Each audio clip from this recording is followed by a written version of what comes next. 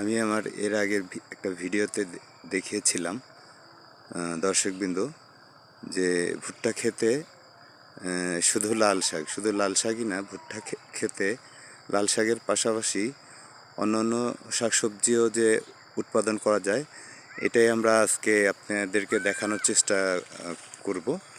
আমি এসছি, দেখতেছি দুজন কৃষককে তারা পালং শাক তুলতেছে।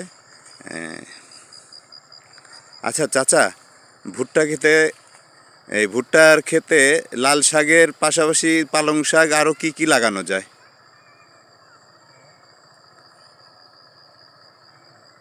একই খেতে আপনি তো এখানে ভুট্টা দেখতেছি, ভুট্টার খেতে পালং শাক লাগাইছেন, আর আরও কি অন্য কোনো ফসল এর সাথেই করা যায়, লাগানো যায়?